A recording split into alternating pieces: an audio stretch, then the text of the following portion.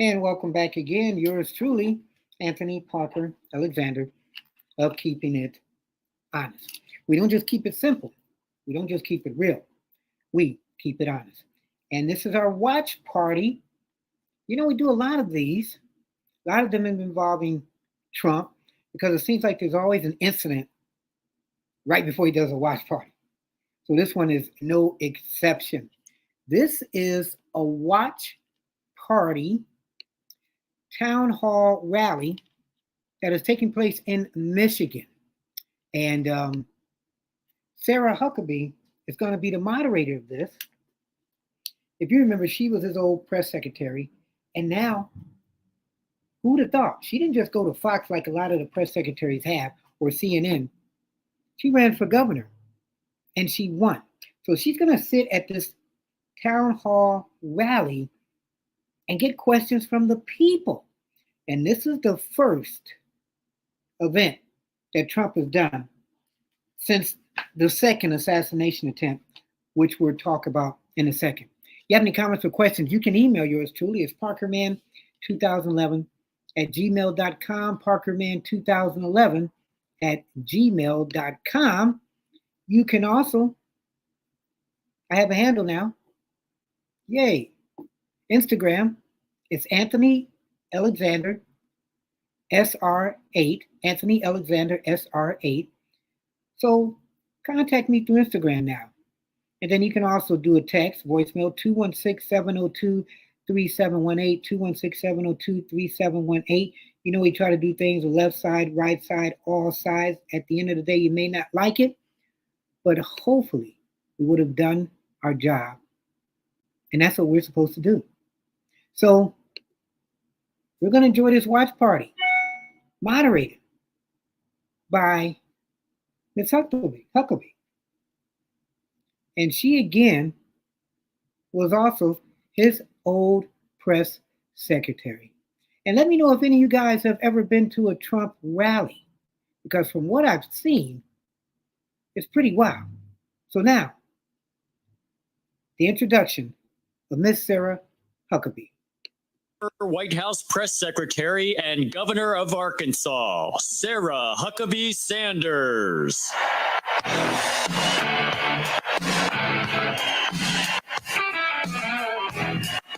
And I'm going to have to wait till the music goes out because I don't want anybody to say, hey, that's copyrighted music.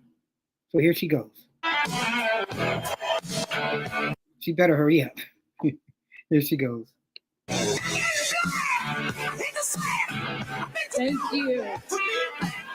How much do we love President Donald J. Trump?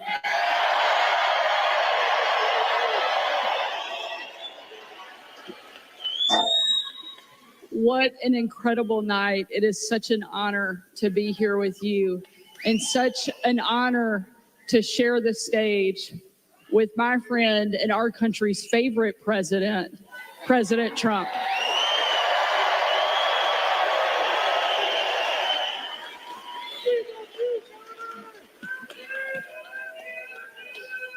You know, the left has tried everything they can think of.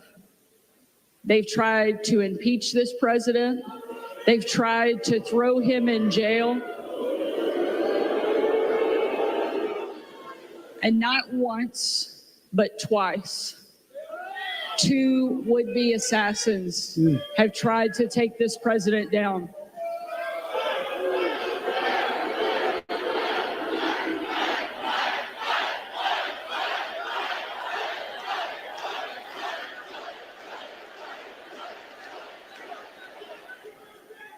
But we're here to let them in on a little secret. God is not done with President Trump.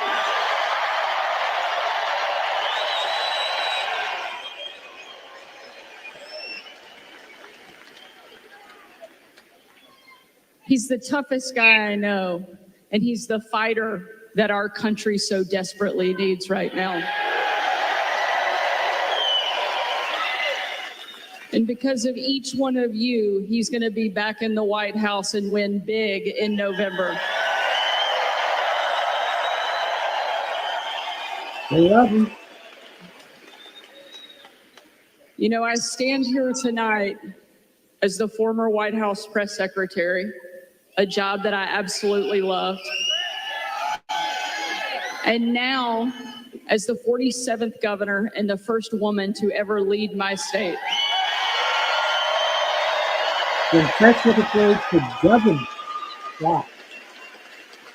And while I'm incredibly proud of those things, the most important job I have, the greatest title I have, is that of being a mom. I have 3 kids.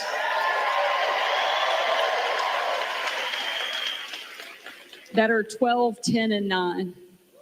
And my kids serve as a permanent reminder of everything that is at stake in this country. And it's why I'm here tonight. Because I want somebody who's going to stand up and fight for my kids. And I know that there is nobody in the country more suited, more qualified, and more prepared to step in and lead and make our country strong, free, and great again as Donald Trump will.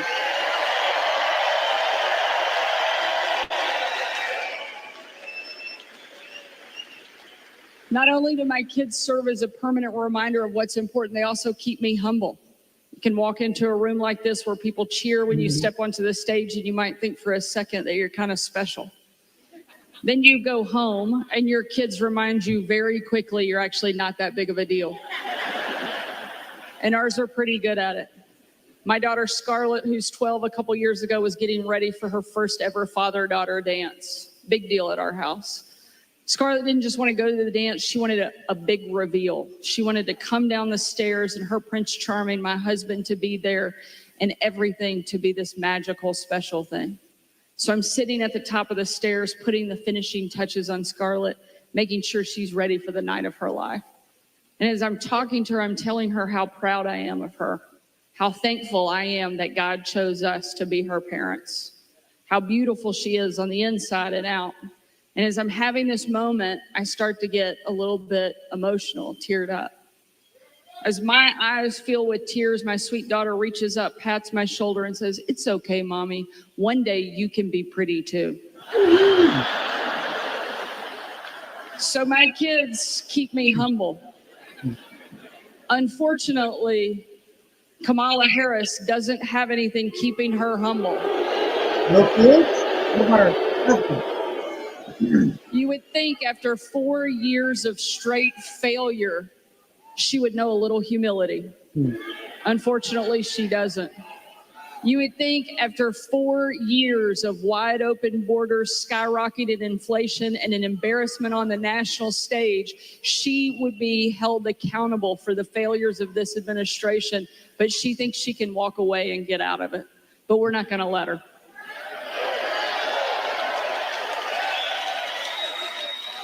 Because the future of my kids and the future of our country depends so much on who our next president is. It's why I know you're here tonight. It's why it is so important that we show up in the biggest way possible and send a very clear message. We are finished with the failures of the Biden-Harris administration, and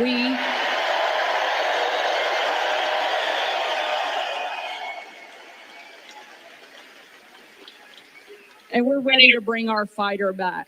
Ladies and gentlemen, please help me welcome the greatest president our country has ever seen, our friend, our fighter, Donald J. Trump.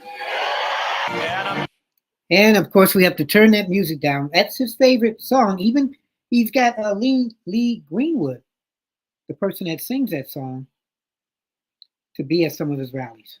You're watching Keeping It Honest with yours truly, Anthony Parker Alexander.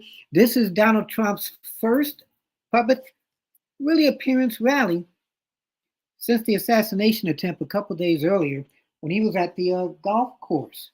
So as he's walking, I'll give you a little background on that. So he also was walking down the 5th hole of the championship course at the Trump International Golf Club in West Palm Beach, Florida. He was preparing for his birdie shot. I'm over here looking at him. When the all too familiar sound of gunshots kind of surprised him, and then the Secret Service pounced on the former president. But this time, however, the only shots were the shots from the Secret Service as they were trying to go after this gunman. So Trump was whisked away. He wasn't harmed, while the gunman, who people believe, the officials believed, that he was there for over 12 hours, he fled the scene in a car. So Sunday's assassination attempt against Trump, the second in the past 2 months, it kind of brought out a lot of questions. What is not the CIA, the FBI, the Secret Service, what are they doing to protect this guy? And a lot of people, they blame this triggerman on Trump. So Trump technically was his own blame for him almost getting assassinated again.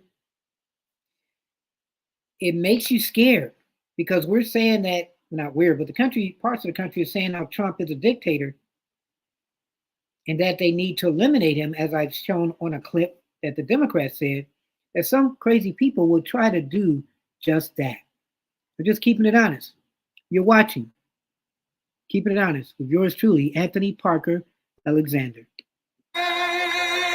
And here is former Vice President Donald J. Trump. Thank you.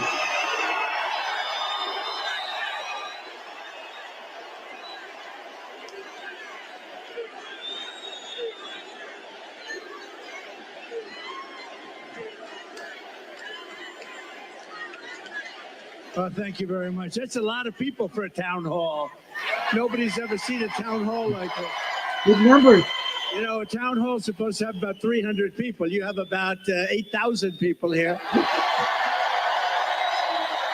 He knows how to do And it. equally as important, you have about 8,000 people that are not here. They're walking away. But I think we have television outside, right? So they're watching from outside. Would anybody like to change places with them? I thought you were going to say that. And now he's sitting down. Thank you, everybody. Hello, Sarah. Mr. President, A governor interviewing their president. nobody's ever seen anything like it. Well, it's been a great experience. It's a dangerous business, however, being president. It's a little bit dangerous. It's, they think race car driving is dangerous. No. They think bull riding, that's pretty scary, right? No. This is a dangerous business, so we have to keep it safe. Mr. President,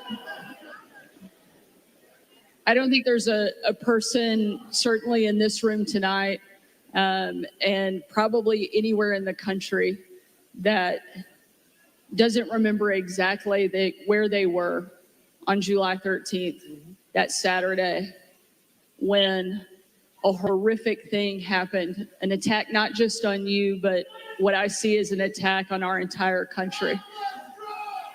They have...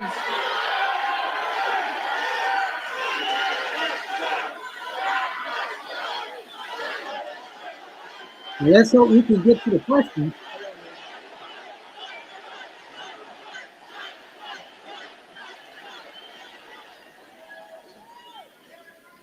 I joined with everyone in... I don't think she's working. We know that you were tough. We saw it every day on the campaign. We saw it when you were president. But I don't think anybody was prepared for what we saw that day. And now it's happened not once, but twice. You've literally taken a bullet for our country, and yet you keep fighting. Yes, he has. Never give up. The reason that you're going to win in November is because America needs a fighter. And we've never needed a fighter more, and we've never had somebody more qualified to step in and lead our country than you. I'd love for you to tell us, why do you want to be president, and why do you continue fighting even after they keep attacking you every single day? So We ran. Thank you, everybody. A lot of love in this room. I love you. You love me. And you love Sarah. Yeah. A lot of- Do you guys love me? So we ran in 2016 and it was amazing. It was amazing and we won. We then ran in 2020 and we did much better than 2016. People don't like to hear it, oh, he's a conspiracy theorist, We got millions and millions more votes. We did much better. It wasn't even a contest. I was telling one of the papers, they said, what was the difference? I said, well, the difference is we did much, much better the second time. But we had a lot of things happen. We know what those things are. So what difference? Because now in like 48 days or whatever it might be, we're going to do something that will be, I don't think it's going to shock the world, actually. I think the world is going to be maybe prepared already. In Europe, they want it to happen. Even though they would not prefer dealing with me in terms of the economics, they still want it to happen because the whole world is blowing up and they know it's not going to blow up if I'm president here. But so we did great. And honestly, if I didn't do great, if we know what happened and if that didn't happen, if I didn't do well in 2020, I wouldn't even think about doing this.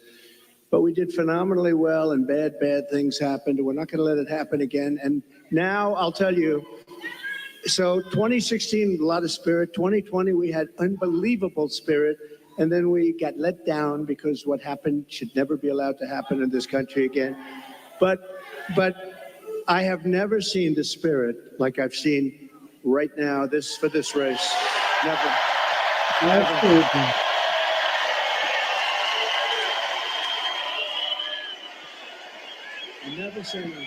Never seen anything like it. It blows it away from 2016, from 2020. And basically, it's very simple. You're saying what? We're going to seal the border immediately. We're going to drill, baby, drill. We're going to drill at a level. We're going to bring your energy prices down. We're going to try and get rid of a lot of that big lump of inflation that this administration has given us. And I have to say that President Biden called me yesterday. It was very nice. We had a very nice conversation. I appreciated that he called about, what happened the other day. And he says, he's committed. He's committed. No, and today, a little while ago, I got a very nice call from Kamala. No, it was very nice. Maybe It was very nice. It was very, very nice, and we appreciate that. But we have to take back our country. We have to win. We're going to win, and we're going to make America great again. That's all there is to it. Very simple. Right?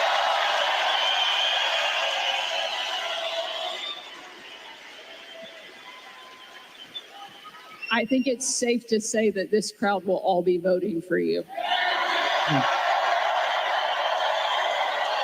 You think? When I think of this state, it's so sad. Years ago, I was given, thank you very much, but years ago, I was given an award as like Man of the Year or something from an area that nobody knew, and the press said, oh, it never happened. Well, then it did happen. They found out where it was, but it was like 15 years ago. A beautiful area, but nobody remembered it. Nobody remembered it all. All of a sudden, like through a miracle, they found out it did exist, and it was there. And I had the speech, and the speech was, don't let them take your automobile industry away. They're taking your automobile industry away. And I don't know why you do it. Now, I wasn't a politician. I was an entrepreneur. I was a real estate developer, doing great, having a lot of fun, doing a much simpler life than this. Who would think that a developer's life is simple, but it's a lot simpler than this. But I said, don't let them do that, because here I am in Michigan, and I was getting an award, and I'm making a speech. I'm saying, what am I going to say? But I just watched Common Sense. I saw them leaving for Mexico, leaving for China. Do you know that right now, and they weren't building them with me, they weren't building anything in Mexico having to do with cars with me, because I said, if you build it, we're going to put a 200%, you're not going to sell one car into this country. But right now, they're building some of the largest auto plants anywhere in the world ever built. I have a friend that does that for a living, very good at it. He's the best, I think.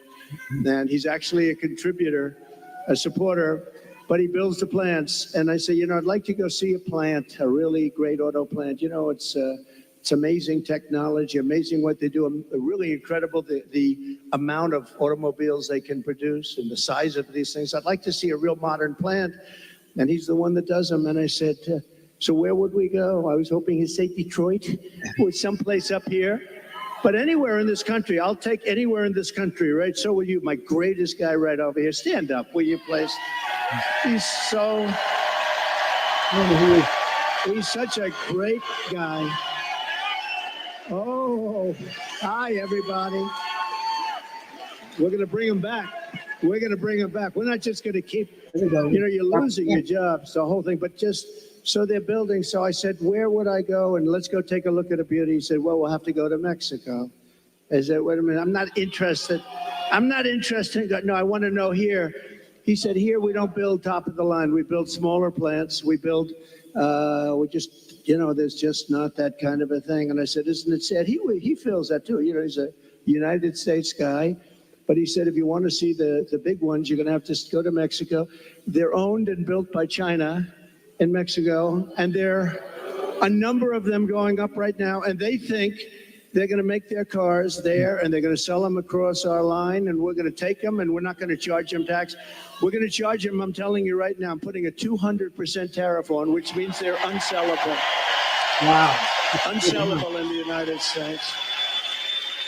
And then you wonder why it gets shot at, right? Only consequential presidents get shot at. When I say something like that, you have countries saying this guy, but what can you do? You have to do what you have to do, right? We have to be brave. Otherwise, we're not going to have a country left. So what's happening is they're building these massive auto plants, and they think they're going to make tens of thousands of automobiles and sell them in here. No tax, no nothing. It's not going to happen. When you put on tariffs are the greatest thing ever invented. I took in $467 billion from China. Nobody else took in anything. And China's economy is not even doing that well. And Biden, they have not been able, and Kamala, they have not been able to take those tariffs off because there's so much money. And frankly, if they did take them off, this country would be flooded with Chinese cars. You don't have the Chinese cars. We put a pretty good tariff on. It was going to be lifted at some point. Then we had COVID. We did a tremendous job in COVID. We gave you a stock market that was higher than just prior to COVID coming in. And we did a great job. We never got credit. We got credit for the best economy maybe ever. We got credit for having defeated ISIS and having rebuilt our military.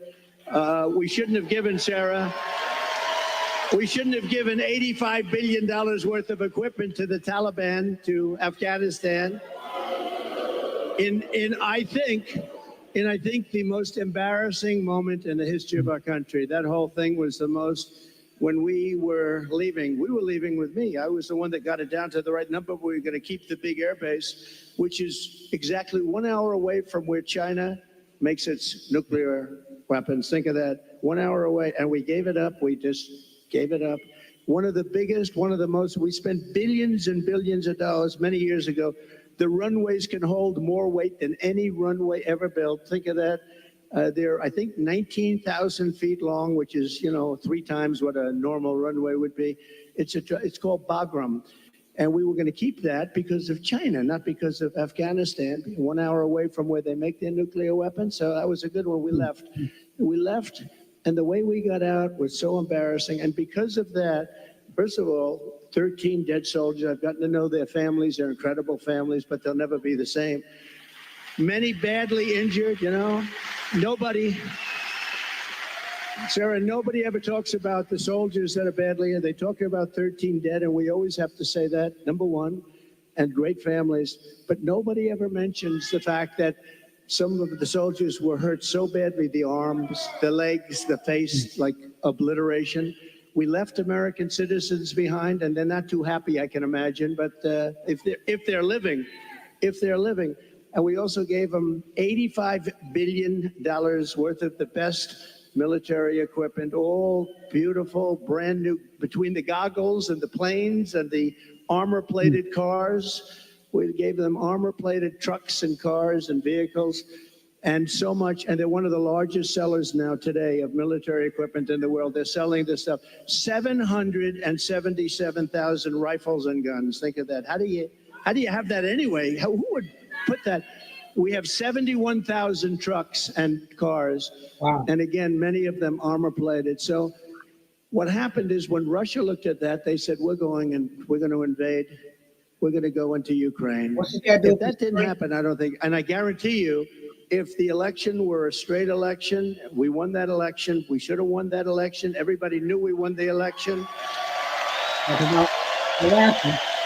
they would have never attacked. Putin never would have attacked, but the oil prices got driven up at $100 a barrel. He made money. He's the only guy fought a war, and you make money fighting a war, but it got driven up because of their bad energy policies. But when he saw that, and you wouldn't have had, think of this, you wouldn't have had, how different would the world be? You wouldn't have had Ukraine being attacked by Russia. You wouldn't have had October 7th in Israel, where that horrible situation took place because Iran was essentially broke. They had very little money, and we would have made a great deal with them. All we want is we don't want them to have a nuclear weapon. Very simple. That's all we want. We don't want you to have a nuclear weapon. We would have made a good deal with Iran. They would have been happy. And I think they're going to end up being very unhappy, but it's very dangerous. They're very close to a nuclear weapon. And the other thing, you wouldn't have had inflation. You wouldn't have had inflation because inflation was driven up by their bad energy policy. And you remember your gasoline started going up to $5 and $6 a gallon. And then what happened is they said, oh, we're going to get killed. We have an election. We're going to get killed. And they went back to my policy. So they went back to the same. What they don't, and they say, we produce the same amount as Trump. Well, they went right back to my policy, or you would have been buying, you would have had $25 a gallon gasoline. So they went back. What they don't say is, though, I would have been producing 4 times as much. And I took us from third into first place by a lot. But we have more liquid gold under our feet than any other country in the world, including Saudi Arabia, including Russia. And we would have been so dominant in energy. We would have, we didn't need any energy from anybody. We didn't have to protect any other countries in order to get their oil, which we've done for many years in the Middle East. We were energy independent. Sounds so beautiful to say it. We're energy independent. We were soon going to be energy dominant, and we would have been now having so much money coming out of the energy. We just have the best. We have Bagram in Alaska. They say it might be as big, might be bigger than all of Saudi Arabia. I got it approved. Ronald Reagan couldn't do it. Nobody could do it. I got it done. In their first week, they terminated it. Check that one out. Bagram. Check that one out. Think about this. Between Bagram, you go to Anwar, you take a look at the kind of things that we've given up. We should have that air base. We should have that oil. We would have had a whole different country. But to give up Anwar, to give up the biggest air base, military air base in the world, and they left it in the dark of night with the lights on, and they did leave the dogs behind. There are a lot of people, they say, what about the dogs? They left the dogs behind. But we would have been a much different country right now. But we're going to get it back, and I promise you we're going to get it back with guys like this and people like that. And, Sarah, just one thing, because this is the world's longest answer to an otherwise simple question, but the difference is I give an answer that's productive as opposed to an answer that is not very productive, right? Like in the debate.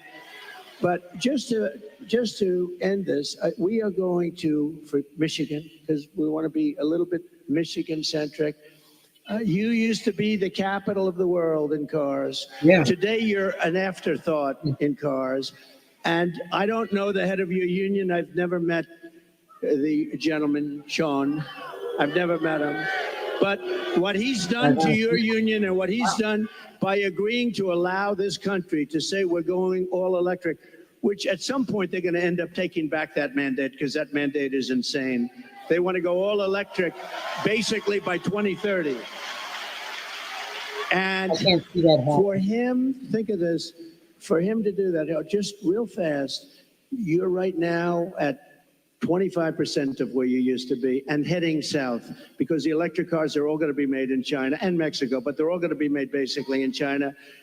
We are going to bring so many auto plants into our country. You're going to be as big or bigger than you were 50 years ago because they won't be able, if they're not willing to build a plant, we don't want their product. And that's enough. That's all I wanted. Okay. Drop one.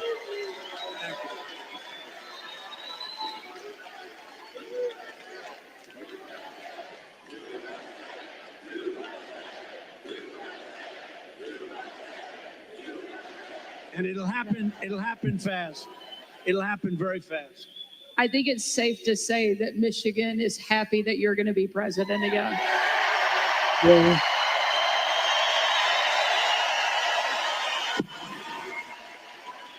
And Mr. President, we don't mind that you give long answers because you actually have something to say, because you actually got something done when you were president. You know, it's a very interesting because she said, I don't think I've ever said this before. So we do these rallies, they're massive rallies. Everybody stays till the end, by the way. You know, when she said that, well, your rallies, people leave. Honestly, nobody does. And if I saw them leaving, I'd say, and ladies and gentlemen, make America great again, and I'd get the hell out, okay? Because I don't want people leaving. But I do have to say, so I give these long, sometimes very complex sentences and paragraphs, but they all come together. I do it a lot. I do it with Raising Cane, that story. I do it with the story on the catapults on the aircraft carriers. I do it with a lot of different stories. When I mention Dr. Hannibal Lecter, I'm using that as an example of people that are coming in from Silence of the Lambs. I use it. They say, it's terrible. So they say, so I'll give this long, complex area. For instance, that I talked about a lot of different territory. The bottom line is, I said, the most important thing, we're going to bring more plants into your state and this country to make automobiles. We're going to be bigger than before. But the fake news, there's a lot of them back there. You know, for a town hall, there's a lot of people. But the fake news likes to say, oh, he was rambling. No, that's not rambling. That's genius when you can connect the dots. You got to. Now, Sarah, if you couldn't connect the dots, you got a problem. But every dot was connected and many stories were told in that little paragraph. But there is something, but they say that. The other thing I say is this. We had 107,000 people show up in New Jersey. We had 68,000 people show up in Alabama. We had 79 or 81,000 in South Carolina. You have more here? And they've never said, I'm a great speaker. And I said, am I a great speaker? They say, oh, no, he rambles. What the hell are all you people showing up for if I ramble? You don't want to show up for a rambler. So anyway, thank you very much. Mr. President, no one has done more to fight for the American worker than you, to bring back jobs and manufacturing to this country. Tonight, there's obviously a lot of people that really care about the auto industry here. And tonight we have a question from one of the auto workers, Isaiah, here in the audience that would like to ask a question. Good. Oh, Sure. good. They're going to ask questions. I thought she would just. Where's Isaiah? You go. Here he comes. Oh, we can't hear him. Thank you. Thank you very much. Thank you. We'll build a brand new beast. We're going to build a beast right here. Thank you. Thank you very much. Thank you. Thank you. Yes, sir. Thank you, Mr. President, for having us here tonight. I just want to let you know that I've attended one of your rallies. I did not leave early and I did not fall asleep. Just want to let you know that, sir. I did not do it. I did not do it. I didn't see anybody else doing it either, sir. My name is Isaiah. I'm a third-generation UAW worker, working hard to build trucks here in America. Yes, yes. Get ready. You're going to be doing plenty of it. Thank you, sir. Thank you, sir. I work for Ford, and you actually came and visited the plant that I work at. That's right. You did. And my question to you, sir, is what do you see as the major threats to the future of Michigan manufacturing auto working jobs? And what will you do to eliminate those threats, sir? Okay, so I'll get into another little bit of a long answer because when you say major threat, to me, we have one really major threat that's called nuclear weapons. We have other countries that are hostile to us. They don't have to be hostile to us. I always say if you have a smart president, you'll never have a problem with China, Russia, or any of them, okay? I got along great with Putin. I got along great with President Xi. I got along great with Kim Jong-un of North Korea. Everybody said, oh, you can't get along with him. He liked me. I got along great with him, and he has a lot of nuclear force. But you essentially have 5 countries, and you're going to have more. Whether you like it or not, you're going to have more. It's the single biggest threat to the world, not only Michigan, to the world. And you're not going to care so much about making cars if that stuff starts happening. And we have people that are not good at negotiation. The war should have never happened. President Biden, I want to be nice. He was so nice to me yesterday, but you know, in one way, I sort of wish the call wasn't made because I do feel he's so nice. I'm so sorry about what happened and all that, but I have to lay it out. We have very important, and the same with Kamala today. She could not have been nicer. But the fact is, we have to have people that are respected by the opponent, by the other side, by other countries that have this. Even Pakistan has nuclear weapons. We have countries, India has a lot of nuclear force. We have countries that have tremendous nuclear power. And when I hear these people talking about global warming, that's the global warming you have to worry about. Not that the ocean's going to rise in 400 years, 1/8 of an inch, and you'll have more seafront property, right, if that happens. I said, is that good or bad? I said, isn't that a good thing? If I have a little property on the ocean, I have a little bit more property. I have a little bit more ocean. But the fact is that it's a tremendous problem. And we are closer to World War III today than we've ever been. And the difference is, and I say this a lot, this isn't army tanks going back and forth and shooting at each other. This is obliteration. The power of these weapons, and I'm the one that revived it, and I hated to do it. But, you know, we had stuff that was 48 years old. They didn't even know if it worked. We have incredible stuff. So does Russia. China has much less, but they're going to catch up over 4 or 5 years. It's the single biggest threat by far to civilization. And nobody talks about it. They talk about global warming. Used to be, remember? Used to be global warming. You know, they changed the name. You know why? Because the planet's getting cooler now. So now what they call it is climate change, because that covers everything. See, climate change, if it gets hot, cool, you know, these people, I don't know if they're for real, but if they're not, they're covered by the words climate change. If it gets cooler, that's good. If it gets hotter, that's good. Global warming wasn't working so well. But the single biggest threat, okay, now let's assume we have a really smart president, and that's not going to be a threat because we have a lot of power. Doing business with China is a good thing, but you have to have a fair deal. Doing business with Russia, they have so much in terms of minerals and things. The size of their land mass is like 4 times bigger than the United States. The minerals and things they have, we can do great business, and you keep everybody happy. You can solve that problem. But let's talk about the local problem. The local problem is that you have countries stealing your business. Mexico is a very big one. Mexico, this year, we have a deficit with Mexico of $250 billion. Think of this. With Mexico, little Mexico, you think of it as a little innocent place. We're losing our ass to Mexico. China, you don't even have to talk about. We have over $1 trillion this year. I was charging them numbers that were unbelievable, and now he's just totally given up the ghost. And we're going to lose $1 trillion in deficits to China. $1 trillion. That's not sustainable. We're going to turn it all around, and we're going to do it through taxation and tariffs. It will be done in 24 hours, and it'll change the whole planet. Just so you know, Sarah, China became powerful because they charge. They don't call them tariffs. They call it a tax. They don't call it tariffs. The word tariff is a beautiful word to me, but to a lot of people that don't understand, it's not a beautiful word because you have a lot of people that are paid off by these countries. They're taking care of these countries, and they don't care about destroying the United States. They want millions of dollars in fees and consultation, but we will, literally in a period of 24 hours, we can change the whole trading of the whole world. They've taken advantage of our country for years. I stopped it. I stopped so much of it.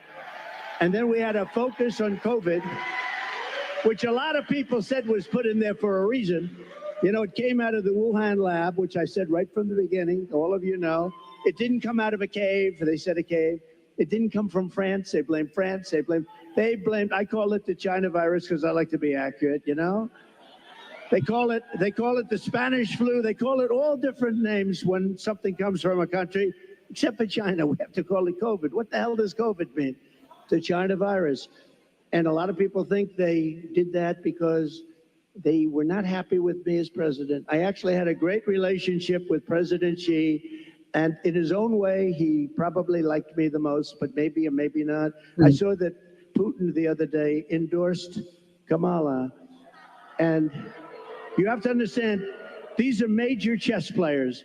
So when he endorses Kamala, he may say, well, I did that because I love you and it's better to be doing it. So who knows? But he endorsed Kamala, which is a little unusual. I was watching, I said, that's interesting. I think that's a good thing, isn't it? It really is. But look, we have to turn it around, and we can. We're going to have a reciprocal trade tax. We're going to have so if China charges 152%, which they do in a car, if we sell a car made here into China, which you don't do because the tax is too high, they say to all your companies and to others, and to Elon Musk, who gave us, he is a great guy. He gave me the strongest endorsement, and he's a really wonderful guy. But they say to him, we don't want your car unless you build your plant in China. And there's nothing wrong with saying that. That's smart people say that. We haven't said it for many years. I said it. We have a lot of plants going up with Apple and other things. I said, you got to build plants. You don't build plants here, we're going to put the tariffs on your products coming in from China.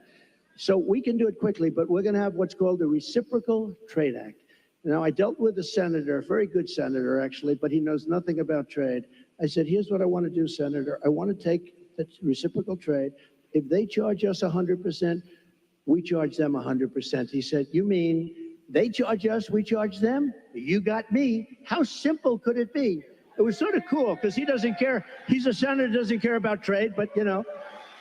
So we're going to call it the Trump Reciprocal Trade Act, or I'll leave the name Trump off as long as we do it.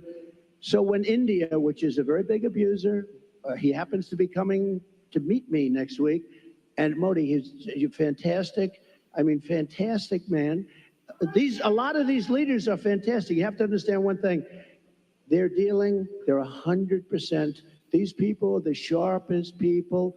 They're not a little bit backward. They are at the top. You know the expression, they're at the top of their game, and they use it against us.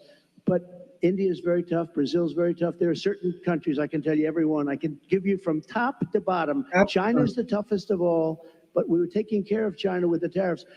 So we're going to do a reciprocal trade. If anybody charges us 10 cents, if they charge us $2, if they charge us 100%, 250, we charge them the same thing. And you know what's going to happen? Everything's going to disappear, and we're going to end up having free trade again. And if it doesn't disappear, we're going to take in a lot of money. Okay? But you know, the biggest beneficiary, I believe, is going to be your state. And I won't say that to other states, I promise. About your state, you are going to have plants built at a level that you haven't seen in 50 years. Okay? Great question. Thank you. Thank you. Mr. President, one of the other things I think that you did that helped protect the American worker as much as anything else, and also make our country and our communities safer, was you actually did something about the border. Just this month, there was a woman in my home state of Arkansas who was killed by an illegal immigrant who was drunk driving, that was deported during your administration and came back under this administration because they have failed to protect our country. It's one of the great threats that we face that you actually did something about. Tell us what you will do on day one to help protect our country. So we're going to be, day one, we're doing two things: closing the border and baby drill. Two things. We're going to get down the prices. All right. Thank you. I'm looking down on my screen to see if I missed something on the screen. Nice people. I like it. this crowd. I like this crowd. No, this, you know what? You're smart people. So, Sarah, thank you.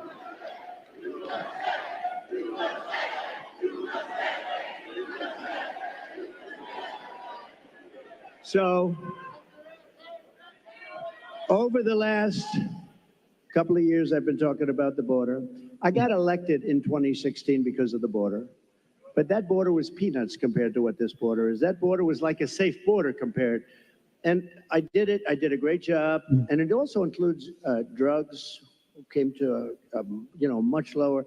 Look, unless you have the death penalty for drug dealers, you'll never get rid of the drug problem. Put that through your head, okay? Put that through your head.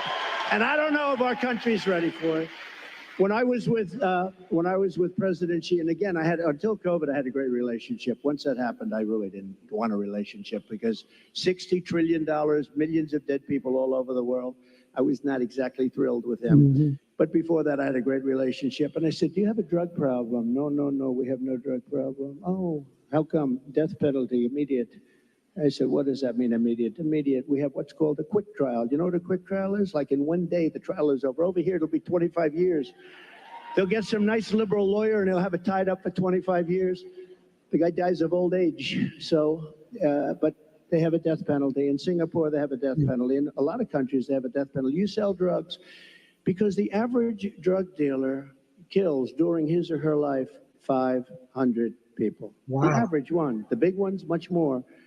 But when you hear that, when people start to hear that, and I set up blue ribbon committees, I put, nice people, dilettantes from New York and from Los Angeles, people that know nothing about drugs, and they're dealing with very smart people.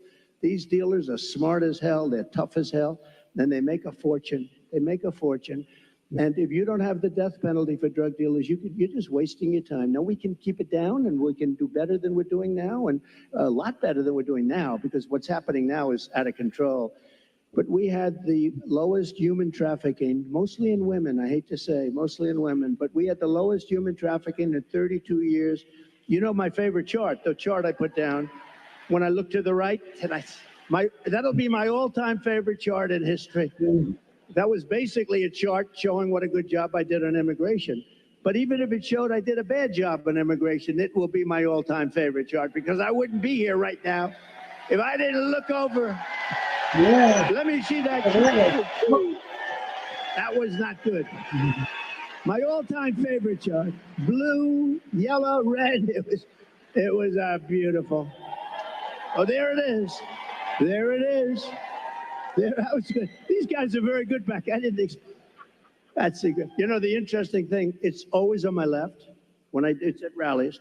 It's always on my list. I only do it about 15, maybe 20% of the time, so I don't do it much. And it's always at the end of a speech. But it's always here. For some reason, they dropped it here. It was at the beginning of the speech, the very beginning couple of sentences. And I turned like a deer bolting, I guess, right? They say good hunters say this. Every once in a while, a deer will bolt prior to the shot. And I don't know, I guess mine was a form of, but I turned around to look at it. It was right here, behind me, actually. And my head was at a perfect angle. It got me. But if you got to be hit, that's the best place. Although it's blood. The doctor, I said, how come so much blood? He said, the ear bleeds more than it. I said, I'll take it. I'll take it. But it was an amazing thing. And I have to say, because I have to, while we're on the subject, because people do like to talk about it. A few days ago, we had an incident. I have to say, Secret Service did a hell of a job. They really did. They caught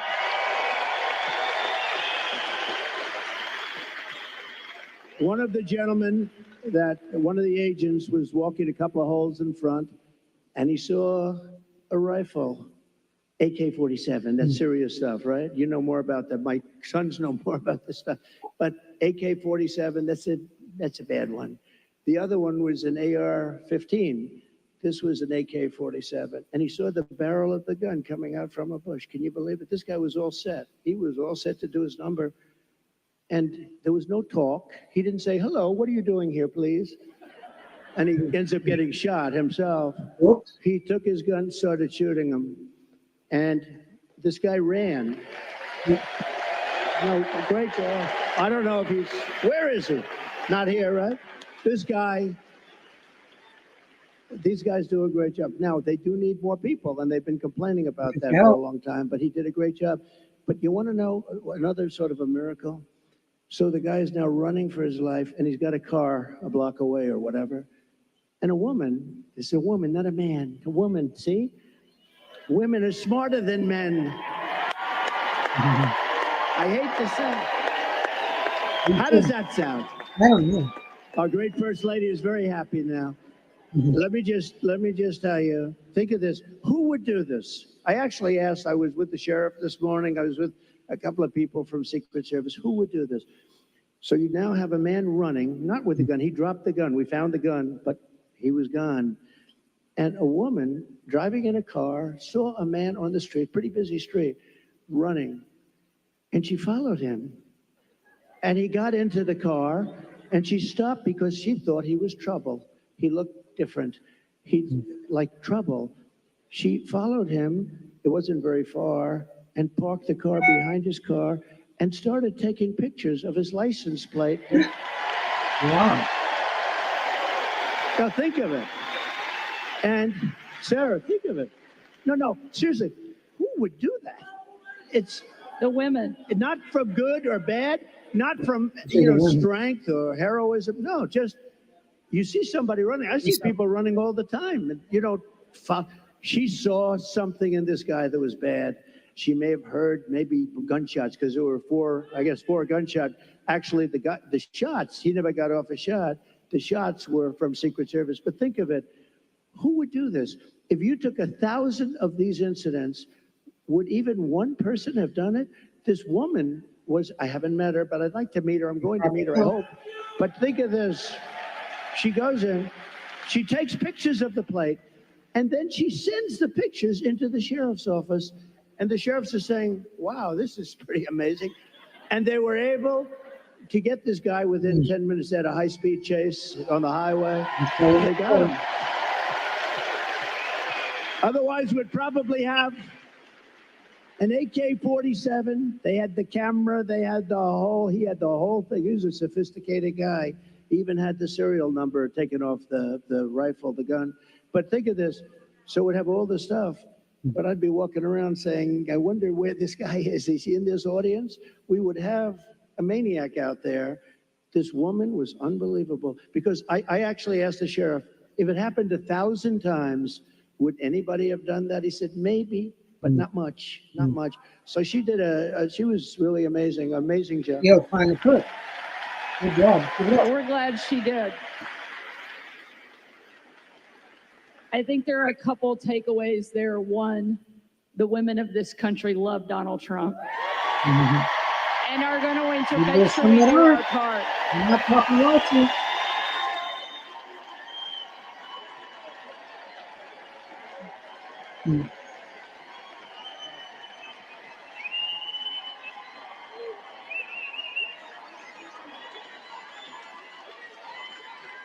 Nice job. And they say they don't sue him. And I think one of the other things that we all know in this room certainly is that God is not finished with you and he has big plans. Yeah. That's a lot of people say. Remember that for yourself, too, people.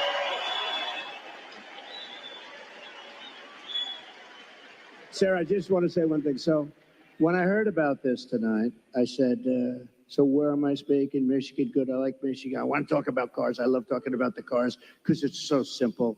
It's so ridiculous that this is happening. You don't want the electric. You do want electric cars, 7%, 8%. Elon makes a great product. But you know what? And I've driven. His car is incredible. Other cars are incredible. But you have a little thing. But you want to have gasoline-propelled cars. You want to have hybrids. You want to have all sorts. They say a new one is going to be hydrogen. Who the hell knows? They said it has a slight problem. It blows up. And if you're in the car, that could be a little problem. But you want to be able to have whatever it is, whatever the market is and all that stuff. But they said, sir, you're having a town hall tonight. And I said, a town hall? You didn't know what the hell? They want a rally. They don't want a town hall. Town hall. And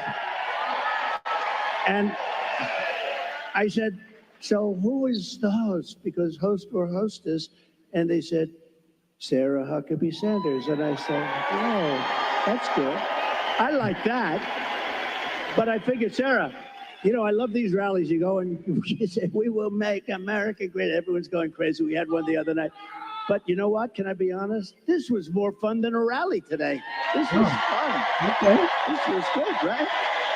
You tell people at the rallies. This was very good.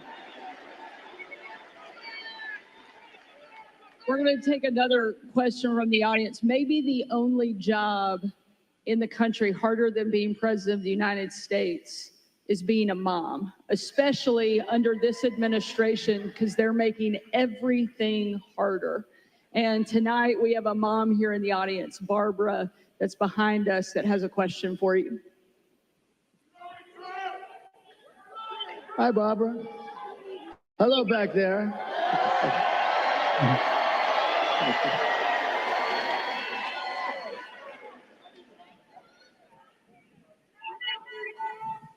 Good Hi. evening. Good evening, Good evening. President Trump. Thank Thank you. you for taking our question. Thank you. My name is Barbara. I'm a mom of 3, a grandmother of 7, Wow. and 3 great-grands, Whoa. a registered nurse, retired nurse. So I know the cost that goes into raising children and running a household. Yeah. People just can't survive now. How are you going to bring down the cost of food and groceries? Good question. Very good. Thank you. So we have to start always with energy. Always. I don't want to be boring about it, but there's no bigger subject. It covers everything. If you make donuts, if you make cars, whatever you make, energy is a big deal. And we're going to get that. It's my ambition to get your energy bill within 12 months down 50%. If I can do that, we've done a hell of a Good job. deal. 5-0, not 15, 50. 50%. Interest rates are going to follow, and actually they're going to follow for another reason. The economy is now not good, and interest rates, you'll see they'll do the rate cut and all the political stuff tomorrow, I think. And, you know, will he do a 0.5 point? Will he do a 1/4 point? But the reason is because the economy is not good. Otherwise, you wouldn't be able to do it. But we're going to get interest rates down, and we got to work with our farmers. Our farmers are being decimated right now. They're being absolutely decimated. And, you know, one of the reasons is we allow a lot of farm product into our country. We're going to have to be a little bit like other countries. We're not going to allow so much we're going to let our farmers go to work. And I don't know if you remember, I love the farmers because, you know, I had many meetings as president. I had this gorgeous room with this beautiful table that seats about 35 people. And I was with the farmers. Usually everybody wants something. They all want subsidy.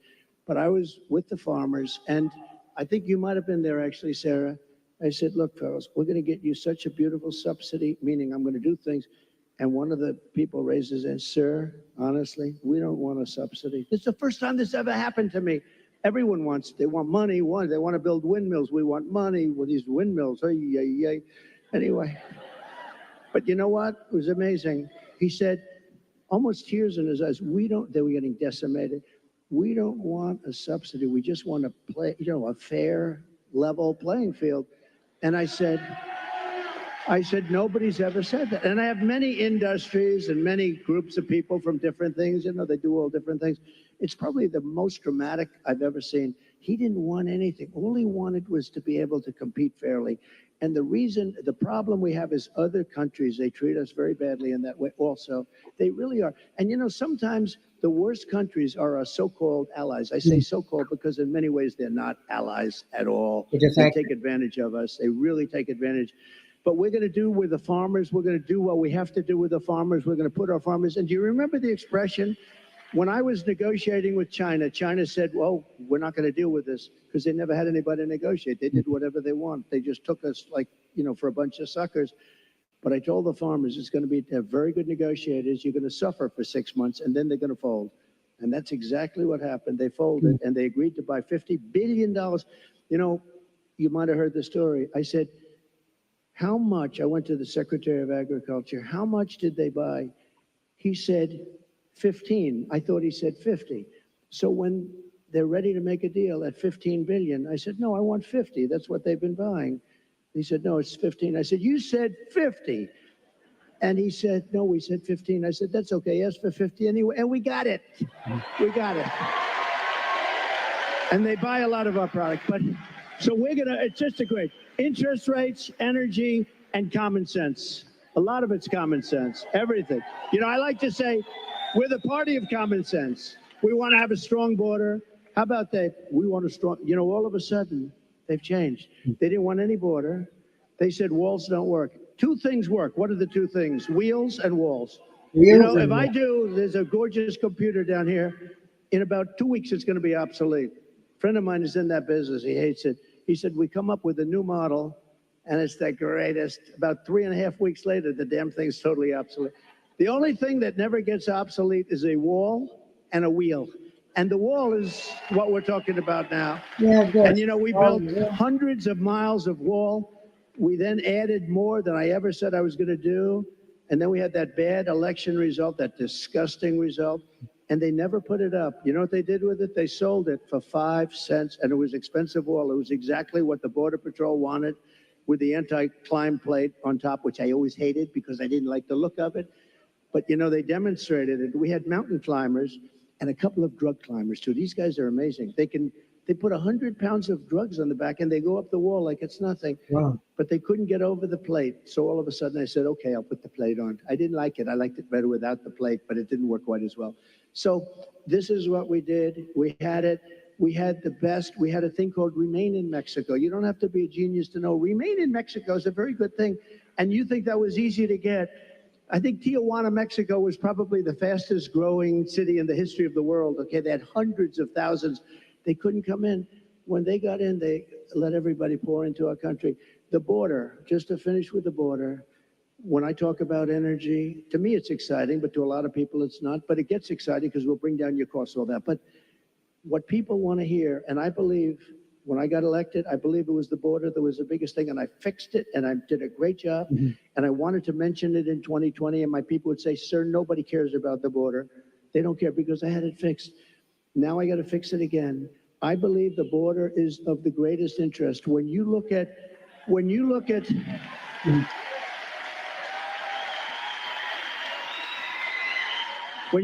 what's happening in Aurora, okay? Take a look at Aurora. When you look at what's happening in Ohio, the great state of Ohio, I love it. I'm way the hell up. I wish I was up 18 points in your state, but we are up. We are up. I think when people hear what I have to say, I don't know how you can possibly lose it. I'll tell you this, and I'll say this for Michigan. If I don't win, you will have no auto industry within 2 to 3 years. It'll all be gone. And I know you got a little bit of an increase. It doesn't mean that's the small stuff because it's just a temporary thing. Because you will not have any manufacturing plants. China is going to take over all of your business because of the electric car and because they have the material we don't. What we have is a thing called gasoline. We have gasoline. We have so much gasoline, we don't know what to do. They don't have gasoline. So why are we making a product that they dominate? They're going to dominate. You will not have a car industry left, not even a little bit of a car industry. So, and you're going to have electric cars, but you're going to have 7%, you're going to have 9%, whatever it may be. And maybe someday the technology becomes so good that you can do more. I mean, you know, it's fine. But right now, the battery technology isn't there for long term. I always say, I love the electric car, but they don't go far enough. And they don't do well. You know, in Iowa, it was 20 degrees below zero when we had our great success in Iowa. We had a great, and there were cars all over the place. I said, what's wrong with those cars? They don't work well in cold. And they don't work very well in heat. But Elon's going to figure it out because he's great. He gave me the greatest endorsement. He figures everything out. It is interesting. Right now he's got other things to think. He's got to get a rocket up to get those 2 people out of there. I said, Elon, let's get going. No, they're relying on Elon to get the 2 people. Who would like to be up there right now saying we're coming back home maybe in February? Yeah. So that was not so good. But Elon will solve the problem. He's great guy. And he loves this state, and he loves your whole, everything you're doing here. And he's done a fantastic job. He really has. And if he didn't endorse me, I would not be saying that, okay? I wouldn't be saying that. I hope not. Thank you. We've got time, I think, for just one more question. When you were president, you built one of the strongest economies our country's ever seen. One of the ways you did that was by passing the largest tax cut in American history. We have a question from Willie who wants to ask you something about taxes and what you're going to do. Good question. Hi, Willie. Mr. President Trump. I'm a local contractor in this town. He's a cool-looking guy, too. He's better looking than you. I'm a local contractor in this town, and I live here my whole life. And I'm gonna tell you, I'm kind of concerned about Crucial Kamala's tax increase. Can you outline for the people what you plan on doing about taxes? Great. It's a great question. Look, she's going to double up your taxes. She wants to terminate the Trump tax cut. Just that is going to lift up your taxes by 44%. Just that one move. And remember, That true? I have it so that, like, if you're a farmer or a small businessman, you have no inheritance tax. They're going to give that up. They're going to give everything. You know, a lot of people don't realize. A lot of people didn't talk about it, but if you have a small business, if you have a farm someplace, a lot of farmers, they have beautiful land, but they don't have the cash, and they leave it to their children, and they're so proud of their children, and the children end up going bankrupt because they have to borrow money to pay off the estate tax. There is no estate tax. And that's something that nobody even talks about, but that's helped. That's saved a lot of families from having to sell their farm or losing their farm. But she's got one thing that's incredible, an unrealized capital gain tax. That will drive every business out of the United States.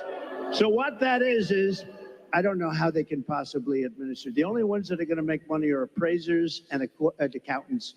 So they're taking a business, might have not a lot of money, but it might have great land, and they're valuing it. And what was it this year compared to next year? You got to put down a value, and then you got to go out and you have to pay tax, even though you haven't sold anything. It's the craziest thing I've ever heard. And I don't know how any rich person or any person that's in business can even think of supporting her. It's the craziest thing I've ever heard. So, and they're going to raise the capital gains tax, Willie, a lot. Now, as far as regular, people are going to have to pay a lot more tax. Your taxes, she said, 70 to 80%. Some people will pay 70, 80%. You have to understand, a lot of these people are international business people. A lot of these companies are international. They don't care if they're here or someplace else.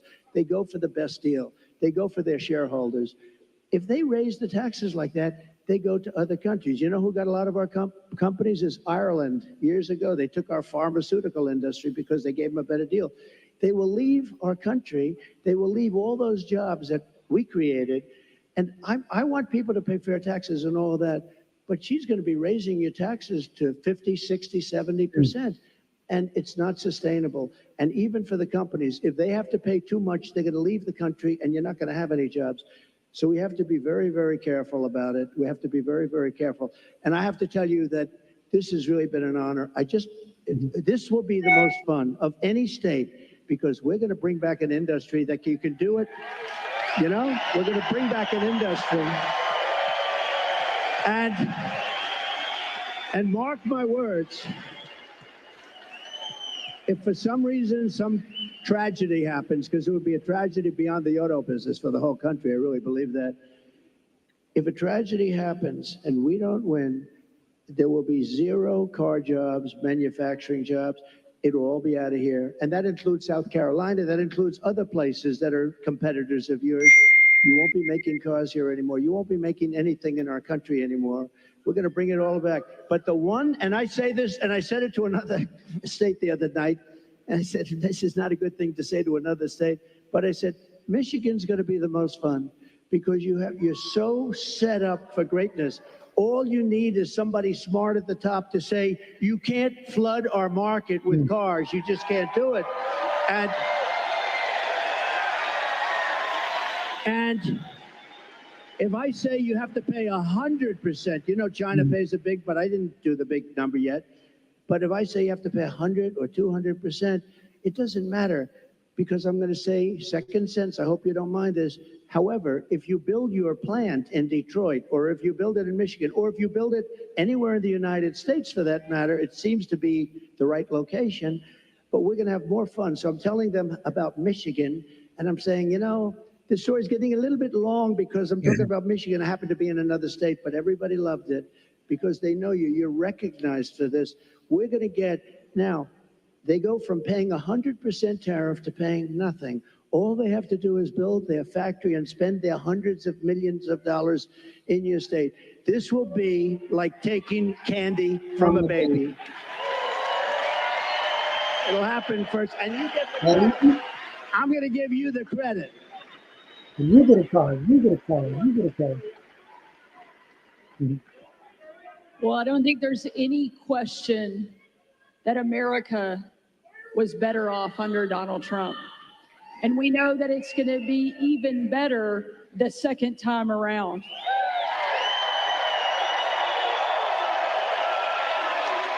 Wait for the polls.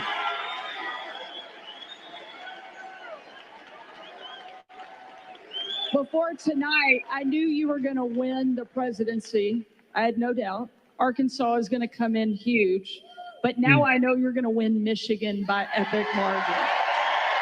Being smart, because these are big states. He's going to them. I don't know he doesn't. He's got a lot of energy. Ladies and gentlemen, we need you to show up. We need you to vote, because the future of my kids, your kids, our grandkids depends on whether or not Donald Trump goes back into the White House. And I know you're not going to let us down.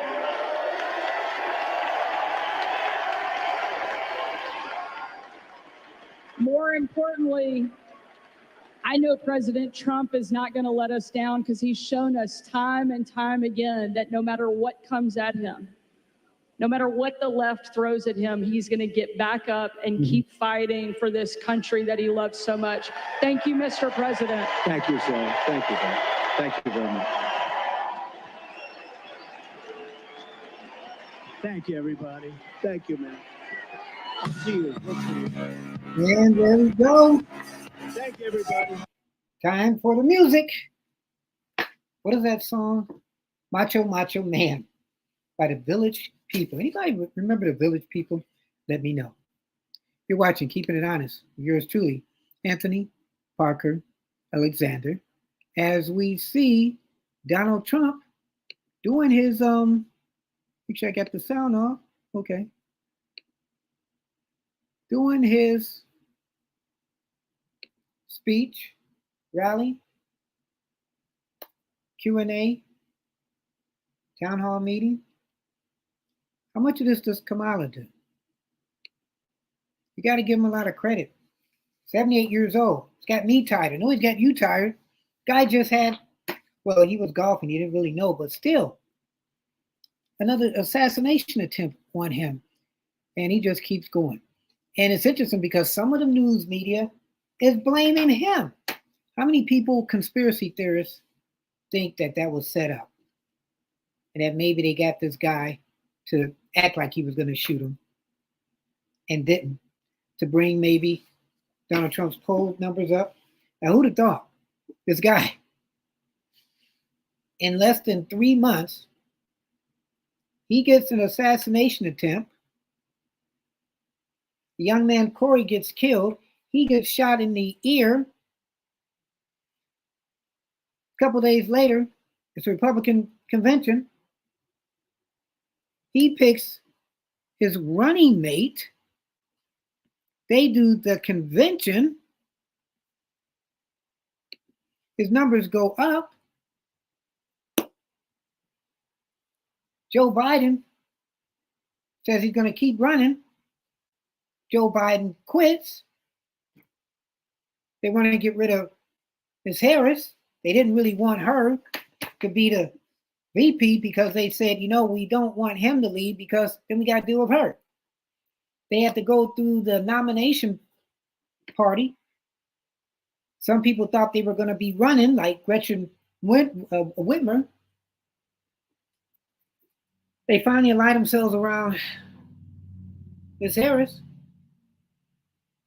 Ms. Harris then picks her running mate. She gets an anonymous nomination process. She has a full week. Barack Obama shows up.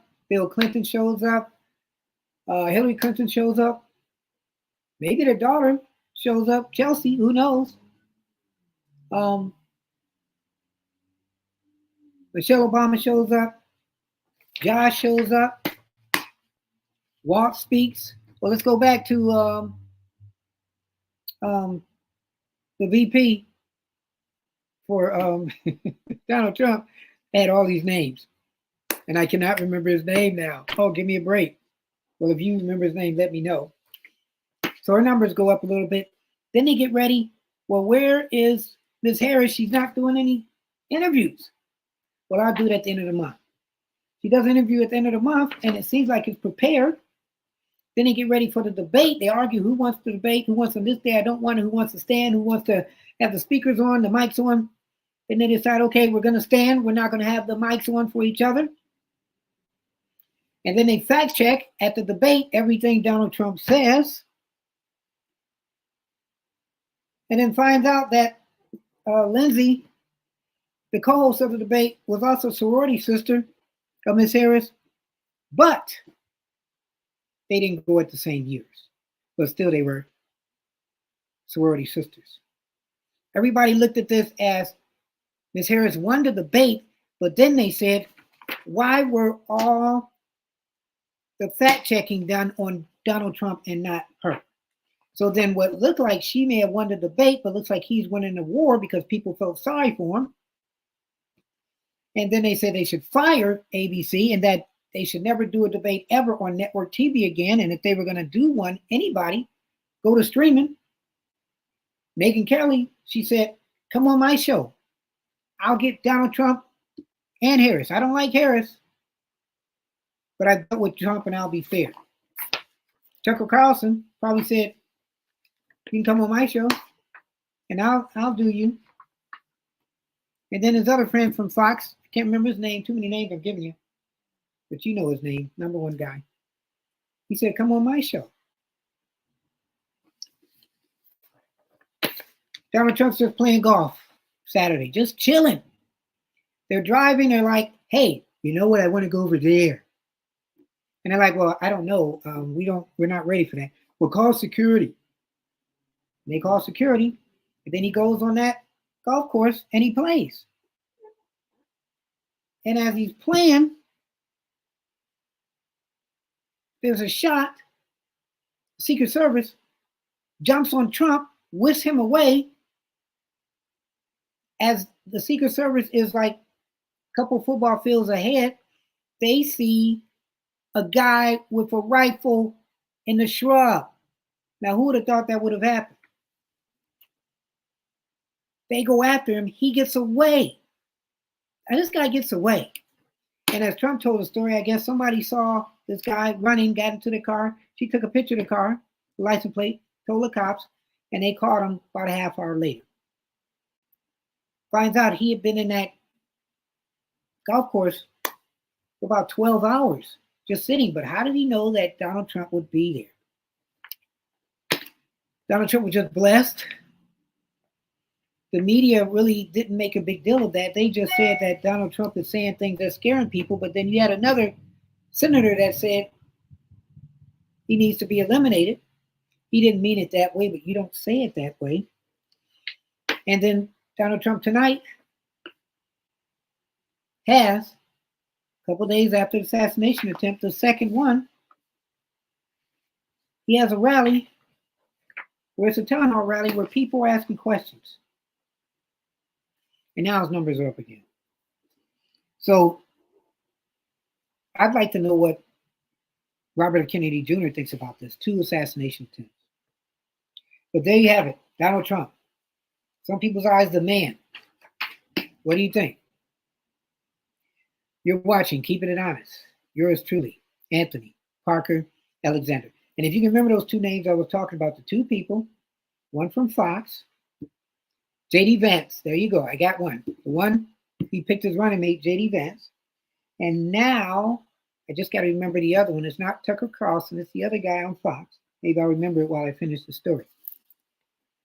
But you're watching Keeping It Honest. Yours truly, Anthony Parker Alexander. Doing our live show. I just found out today that he was having a rally. Trying to keep up with him, trying to keep up with the Diddy case. We did a Diddy show not too long ago. We came on live at the last minute. We do live. We do shorts. Our shorts are as short as 5 seconds. Our longs are as long as 5.5 hours. We thank you for your support. So now let's go back to what happened a couple days ago. So investigators believe that, and I'm reading this code now, they believe that Ryan Wesley Roth, the suspect in the apparent assassination attempt, he arrived to the tree-lined fence of the golf course's southern perimeter on Summit Boulevard at 1:59 a.m. Sunday morning. So that's interesting, okay? Because 2 o'clock that afternoon literally was when Donald Trump was playing. So this guy came, and I'm saying this, so follow me. He came 2 a.m. Sunday morning based on the location data from his cell phone. So phone records from T-Mobile that indicated Roth's phone was in the vicinity of the golf course for roughly 12 hours before he was first spotted by the United States Secret Service, according to charging documents.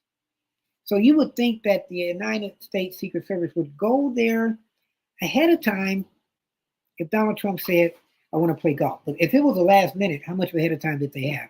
And then how did this guy know that he was going to be there? So that's interesting. So Jeffrey Veltri, he's a special agent in charge of the FBI Miami field office. He said at a news conference that the cell phone data indicated he was in very close proximity to where he was spotted by the Secret Service. So authorities, this is what they found. A sniper's nest along the fence. He allegedly had an SKS-style rifle with a scope and obliterated serial number. A backpack hung on the fence that contained ceramic tiles like those used in bulletproof vests. So he had tiles maybe if somebody was trying to shoot him. A GoPro camera and a black plastic bag with food were also hung on the course fence. So he had a backpack with some food. He had these little bulletproof little vest kind of things. And it's still not clear why he went to the golf course that day. Probably to kill somebody, probably the president. There was nothing on Trump's public schedule, and the golf round was a last-minute add to Trump's calendar, an off-the-record movement or moment, too. So if it was off the record, and this guy, think about that. He came 12 hours earlier. Trump didn't decide this 12 hours earlier. Maybe he was leaving somewhere and said, you know what, I think I want to play golf there. Maybe he did like an hour or two. So let's say at least this guy was there for 10 hours. How would he know to be there? Was he trying to shoot the president or somebody else? Ex-president, former president. Was this an inside job? Hey, you know what? We're the president now. And maybe you should try to go to the golf course. Was it a Secret Service thing? Was it somebody in his administration that hangs around him? How did this guy know to get there if the president didn't know he was going to do that? Interesting. So the temperature at West Palm Beach, it was 90 degrees, and it was humid, and it was a cloudy September day, and it was a great day for golfing. So he's a creature of habit, they say, and he likes going to golf courses while staying at Mar-a-Lago. So on Sunday, let's go back, the former president teed off along with a donor, Steve Wickoff. So by the 5th hole, Trump was having a good start to his round. And I heard he plays pretty good. Trump told, now I go back to the person that I couldn't remember, Sean Hannity. He's from Fox. Sean Hannity said, you can come on my show and I can debate you. I have you guys debate too. Sean Hannity. So I got all people I missed. Thank you very much for the support. So Trump told Sean Hannity he was at even par, and a Fox News host said after the incident on Sunday, while a source told CNN that Trump joked that he was actually at 2 under par and in the middle of a wonderful game of golf. So he had a putt for birdie awaiting him on the 5th green, Hannity said the former president told him. So now Trump was waiting along the 5th hole a long par 3 over a water hazard. One of the teams of Secret Service agents protecting him was one hole ahead, sweeping the area. So for you people that do golf, is being one hole ahead, is that far enough? But then you'd also would have thought maybe you'd have looked over that golf course maybe earlier. So while he was on the 5th hole, they were on the 6th hole. So at 1:30 p.m., the agent on the course at the perimeter, he spotted what appeared to be a rifle poking out of the tree line. So he's looking around and he's like, what? Is that a rifle? Give me a break. He fired in the direction of the rifle, according to the criminal complaint. And that's where they heard the shot. But earlier news, when I first heard it, was that there were shots outside the golf course, and there were 2 people that weren't even connected to the president shooting at each other, the former president. So you see how the news changes. That was the Secret Service shooting at the guy. So this is interesting. As former President Trump was moving through the 5th fairway across the course and out of sight of the 6th green, the agent, who was visually sweeping the area of the 6th green, he saw the subject armed with what he perceived to be a rifle and immediately discharged his firearm.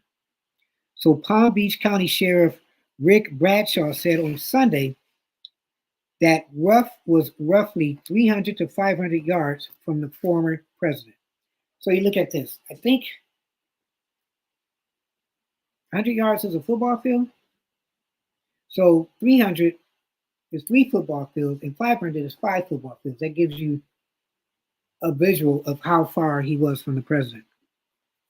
So the would-be gunman never had a line of sight on the former president, adding, he did not fire or get off any shots at our agents.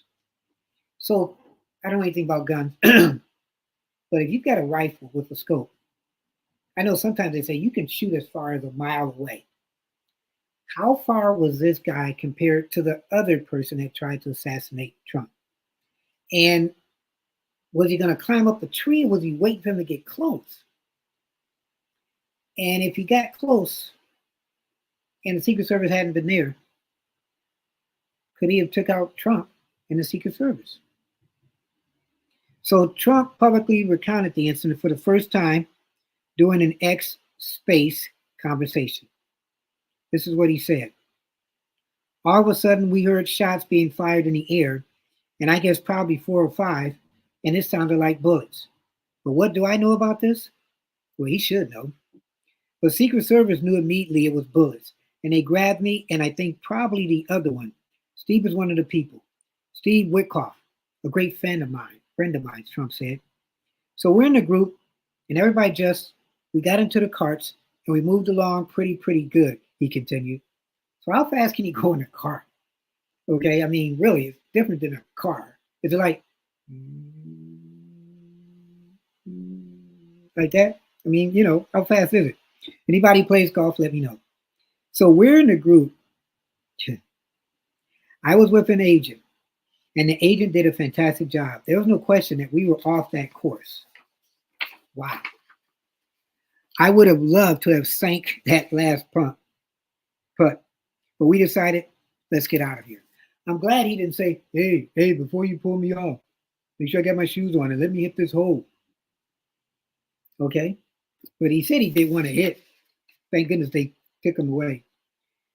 So the interesting thing was the suspect was able to get away, and then officers flooded the highway. Now, how did he get away? I mean, like, as you're chasing him, aren't you, like, talking to people? Well, suspect with the rifle, and he's trying to run away. So after the Secret Service agent fired at his position, Roth fled into a black Nissan SUV, driving east toward I-95 and heading north on the freeway. So how close was he on the golf course to his parked car? So crucially, and this is where Trump told the story, a witness nearby spotted Ralph leaving the scene and took a picture of his car and license plate. So was he running with the bag? Was he running with the white rifle? Did the lady say, that's interesting. Let me see what's happening. That allowed law enforcement officials across multiple jurisdictions to ultimately stop his vehicle about 45 minutes later in Martin County, more than 40 miles to the north of the golf course. So this guy was able to drive 40 miles. And if that lady hadn't taken a picture, would this guy have been able to get away? We need to thank her because she technically saved the president, former president, and some people still might be president or might be president again, but she was a part of the people that initially saved the president as far as this guy getting away and maybe trying to do it again. So the eyewitness provided remarkable assistance leading to the arrest of the suspect. So at about 1:55 p.m. Sunday, the Martin County Sheriff's Office received a BOLO, or be on the lookout alert. So that's what a BOLO means, be on the lookout, about a suspect heading north on I-95 with a vehicle description and a tag number. But that's a shame that the Secret Service couldn't catch him. So when they shot at him, how far was he to? I wonder. And that means he shot at him and he missed. So was the suspect, where was he pointing at when he was in the shrubs? Because if the Secret Service man saw him and he shot at him, the Secret Service man missed. I thought they were supposed to be sharpshooters. And so he shot at him, missed, and the guy was able to run away. So then if he's running away, if you're a Secret Service and you know that he tried or was there to kill the president, do you shoot him as he's running? And then it's kind of funny. Some people are discussing, well, maybe he's not going to be found guilty because he could have just been there to shoot anybody. We're going to see how this case turns out. So Martin County Sheriff William Snyder said his agency flooded the highway. The area around where Roth was detained Sunday was crawling with law enforcement.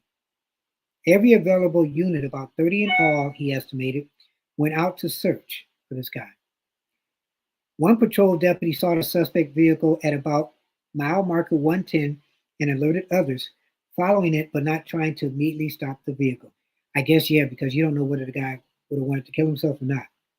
Instead, the deputy waited for two large F-250 pickup trucks to get in place on the highway and force the vehicle to a stop near State Road 714. And I guess that was wise. Deputies conducted a felony stop at 2:14 p.m., calling Roth out of the vehicle. He could have took his own life then. He came back and was handcuffed, the sheriff said, and taken into custody. Roth was asked if he knew why he was stopped, and he answered in the affirmative, according to the affidavit supporting the criminal complaint. I don't even know what that means. Yes? His facial effect was so flat, his demeanor was relaxed, Snyder said of Roth. I honestly thought it looked like somebody that had just left the church picnic and was on his way home. But no, he just left the golf course and was trying to kill the president. Roth was driving his daughter's car when he was detained, according to a law enforcement source. The license plate on the Nissan SUV was registered to a 2012 white Ford truck that had been reported stolen, according to the charging documents. So he had stolen the car, maybe, took off the plates, and put the plates on his daughter's car? Wow. Well, good thing he's thinking about his daughter, I guess. I don't know. And then what was he going to do after he shot the president? If he was able to get away with the Secret Service after him, maybe that was his getaway. The witness who initially spotted Roth fleeing the golf course was flown by the Palm Beach County Sheriff's helicopter to the scene to identify Roth once he was in custody. Wow. And don't you think the Secret Service would have been able to identify him too? The Martin County Sheriff's Office turned Roth over to the FBI and Secret Service once they arrived on the scene.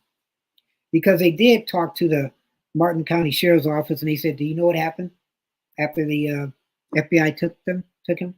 And they're like, we don't know. So Roth was charged Monday with 2 initial counts. Here we go.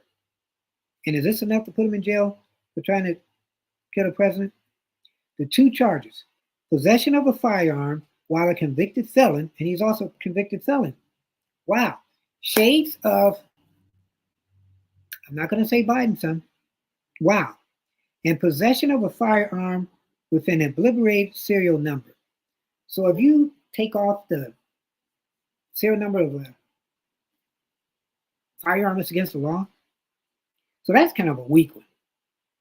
Okay, possession of a firearm, yeah, I could see convicted felon. That's still kind of a weak one, I guess. And possession of a firearm was scratching off the serial numbers. Right now, it's like it should be bigger because he tried to kill the president. Wow. And he said additional charges could be sought. But if you're hiding in the bush with a rifle and you've got some little pads that are bulletproof pads and you've got a duffel bag and you're not too far from the president, doesn't that mean your intent is to try to kill somebody? Something to think of. I'm just keeping it honest.